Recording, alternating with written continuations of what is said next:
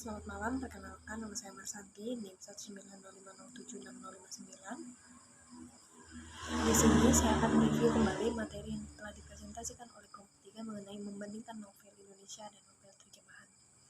Berikut penjelasan materi yang akan saya review. Yang pertama, membandingkan novel Indonesia dengan novel terjemahan.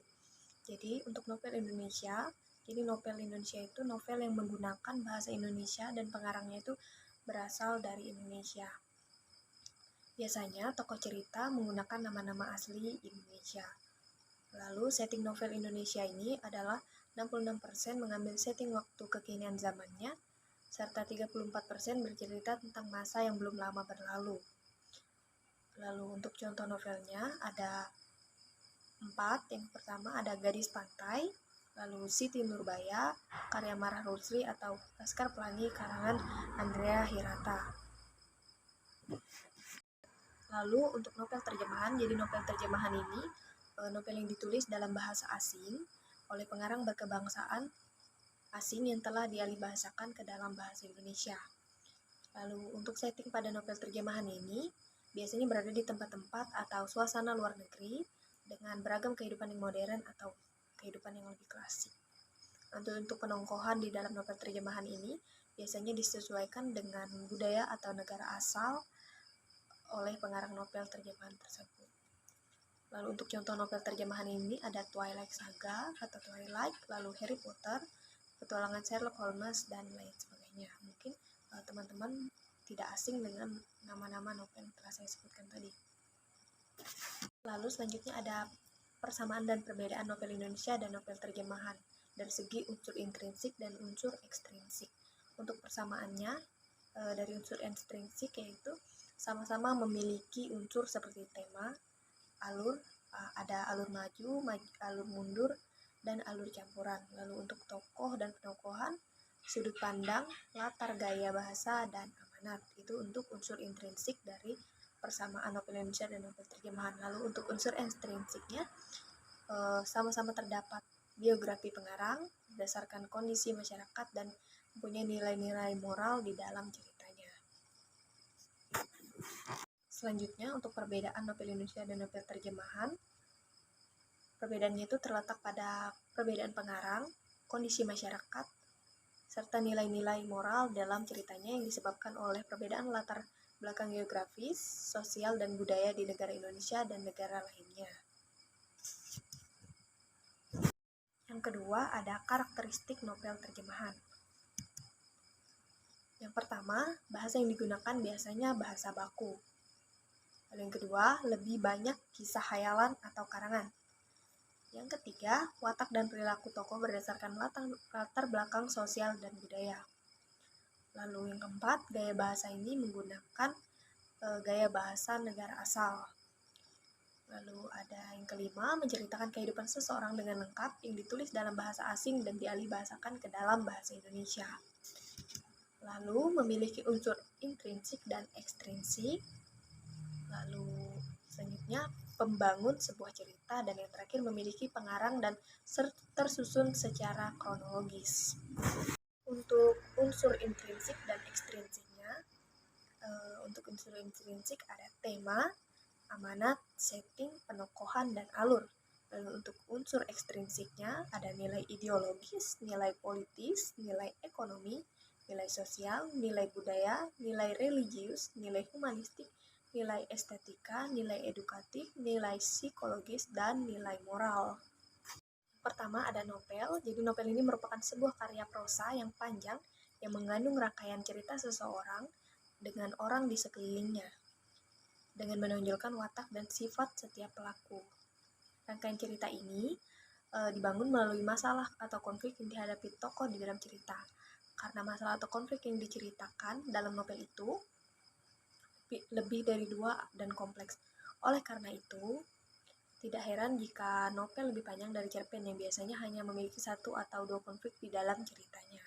Selanjutnya, untuk ciri-ciri novel, yang pertama, pada umumnya novel ini terdiri dari 400 halaman atau jumlah katanya lebih dari 35.000 kata. Lalu yang kedua, novel ini ditulis dengan suatu narasi dan deskripsi untuk menggambarkan suasana di dalam cerita itu. Lalu yang ketiga, alur dari cerita novel itu lebih kompleks. Dan yang keempat, cerita sebuah novel panjang, banyak kalimat yang diulang-ulang. Dan yang terakhir, durasi membaca novel ini cukup lama. Selanjutnya ada novel serius. Jadi novel serius ini adalah novel yang perlu keseriusan dalam membacanya. Pembaca dituntut mengoperasikan daya intelektualnya. Untuk ciri-ciri novel serius, yang pertama, masalah percintaan banyak diangkat di dalam novel itu. Yang kedua, masalah kehidupan amat kompleks dan membuat bingung. Lalu, yang ketiga, mengungkap sesuatu yang baru dengan cara yang baru pula dan tentunya tidak membosankan pembaca. Yang keempat, tidak mengabdi pada selera pembaca. Yang kelima, mengambil realitas kehidupan yang bersifat universal sebagai model. Yang keenam, novel serius ini bertujuan menghibur pembaca. Dan yang terakhir, tetap bertahan sepanjang zaman. Untuk contoh dari novel serius ini, yang pertama ada novel Negeri Senja. Jadi novel Negeri Senja ini karya Seno Gumira Aji Dharma. Dan yang kedua ada novel Ronggeng Duku Paruk karya Ahmad Tahori. Selanjutnya ada novel populer. Jadi menurut Nurgiantoro, novel populer ini adalah novel yang populer pada masanya dan banyak penggemarnya, khususnya pembacanya itu berasal dari kalangan remaja.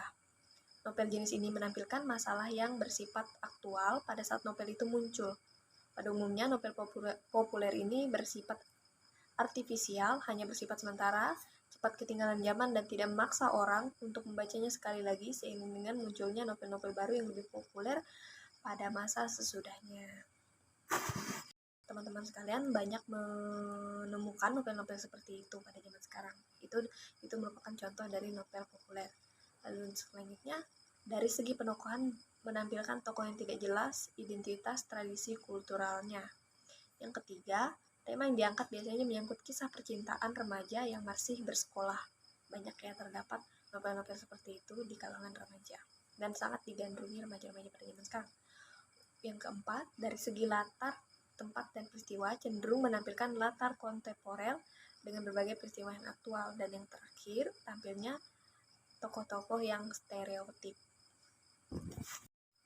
Untuk novel populer ini ada beberapa contoh yang bisa saya berikan. Yang pertama ada novel Laskar Pelangi karya Andrea Hirata. Lalu ada novel Bumi Manusia karya Pramudia Anantatur. Dan yang terakhir ada novel Dilan dan filmnya pernah sempat viral beberapa waktu yang lalu. Jadi novel ini karya Diki Baik. Lalu ada novel teen lit. Jadi novel teen lit ini ada singkatan dari teen literature, merupakan sastra populer dengan tema kehidupan remaja beserta pada umumnya. Novel ini ditujukan untuk para remaja, biasanya berisikan tentang kisah atau cerita seputar kehidupan remaja. Segala yang diceritakan dalam novel jenis ini disesuaikan dengan karakter dan tumbuh kembang remaja. Jadi biasanya topik cerita untuk jenis novel ini adalah tentang kisah cinta dan persahabatan. Jadi teen lit ini tidak berkisah sesuatu yang berat. Jadi untuk sasaran novel teen lit ini adalah para remaja. Untuk ciri-ciri novel teen lit ini sendiri, yang pertama penggunaan bahasanya disesuaikan dengan karakter remaja sehingga remaja-remaja yang membaca novel tersebut dapat memahami isi cerita dari novel itu. Lalu selanjutnya ceritanya bertema ringan dan meliputi kehidupan remaja seperti percintaan atau persahabatan. Lalu yang ketiga, mengeksplor konflik-konflik yang biasanya terjadi pada remaja seperti yang saya katakan tadi, konflik-konflik seperti di dalam percintaan atau di dalam persahabatan, sekolah atau keluarga. Jadi dapat diceritakan di dalam novel teen lit ini.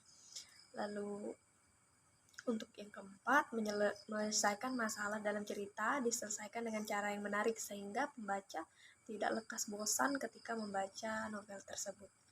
Dan yang kelima, memiliki kecenderungan bahasa ringan khas remaja, sehingga remaja mempunyai ketertarikan untuk membacanya karena mudah untuk memahami bahasa-bahasa yang digunakan di dalam novel itu. Lalu yang keenam, biasanya menjadi tokoh utama pada teen lit ini seorang gadis. Dan yang ketujuh, tunduk kepada selera pasar. Jadi novel teen lit ini sangat mengikuti selera-selera para remaja, sehingga remaja dapat tertarik untuk membacanya. Lalu yang terakhir, alur dari Teen Lit ini sangat sederhana. Yang terakhir ada contoh dari novel Teen Lit. Yang pertama ada Fairies karya Esti Kinasih, lalu Dialova karya Dian Nuranindya. Yang ketiga Dua Rembulan karya Luna Torasiungu. Yang keempat Rahasia Bintang Dian Nurandia juga. Yang kelima Jingga dan Senja Esti Kinasih. Dan yang terakhir ada Minoel karya Kentarate. Sekian pemaparan review materi dari saya. Jika ada salah kata, saya mohon maaf. Terima kasih dan selamat malam.